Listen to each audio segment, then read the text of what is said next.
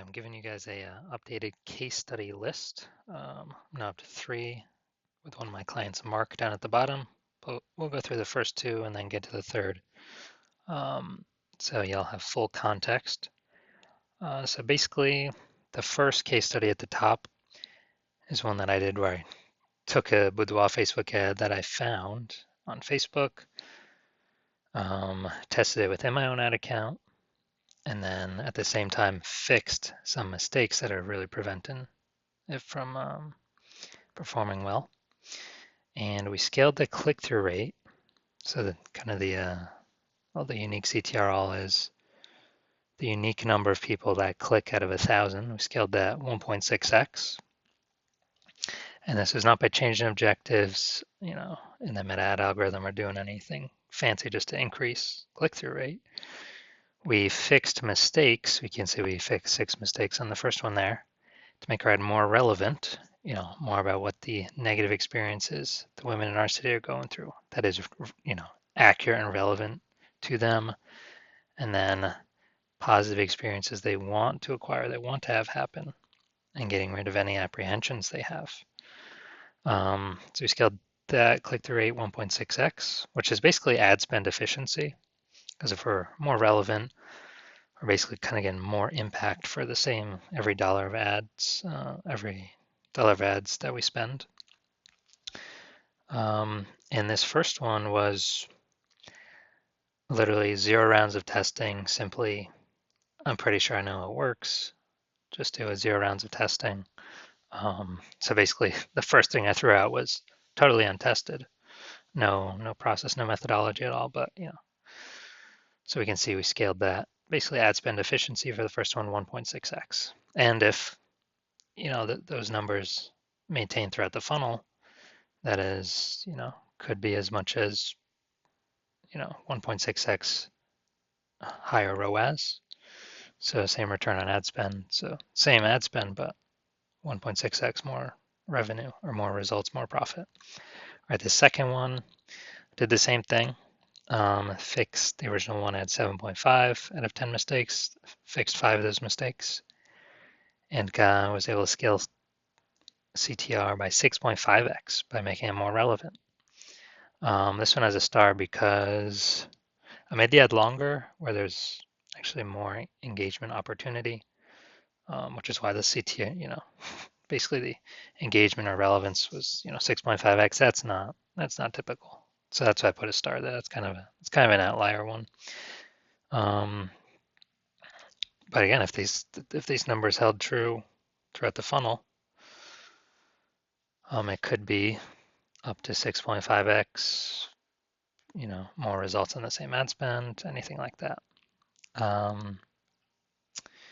And this second one also was 0 rounds of testing. Just throw fix the biggest mistakes, throw a first sentence out there, see more headline out there that,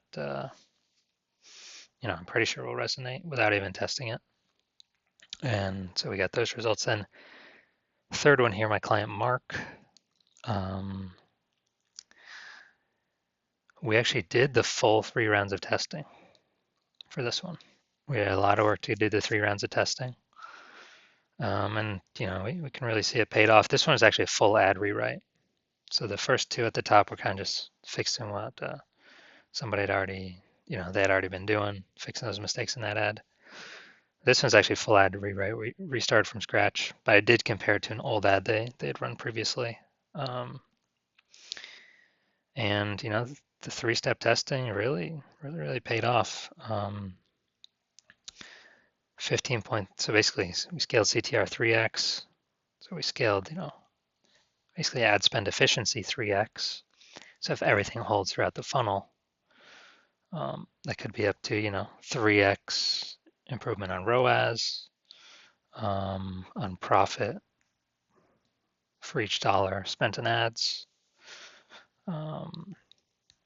And yeah, this one was good. We did the full, we did in-depth understanding, what women are going through in their city, what women want in their city. We did 3 great rounds of testing, and you can see it produced by far the highest unique CTR all. And what this literally means is 15%. So 15 out of 100. So I said that's one out of every like 7 women. One out of every 7 women.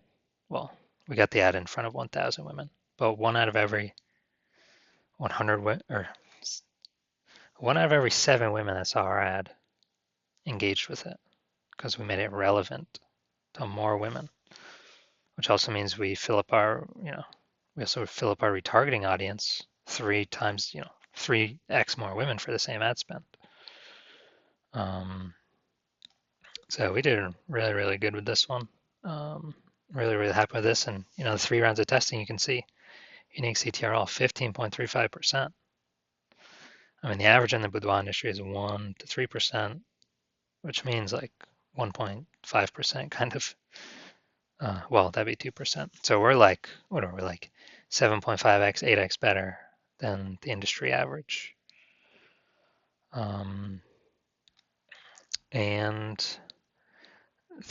all of these 3 case studies, these are a full, complete, valid CMOR headline. A full, complete, valid CMOR headline has a who, a negative, a positive, and a hesitation/roadblock all up above in the first 2 3/4 lines on Facebook mobile newsfeed. That is where we really get massive leverage for the business. Because, if we can 3x this, then potentially, if everything flows through the funnel the same numbers, it could be 3x in qualified leads, potentially 3x in profit. But this kind of the furthest leverage point is fixing these mistakes, optimizing unique CTRL or maximizing unique CTRL, aka relevance, aka ad spend efficiency, 3xing our ad spend efficiency. And so my record in the boudoir industry right now is 3 out of 3. I've literally only done this 3 times. That's it.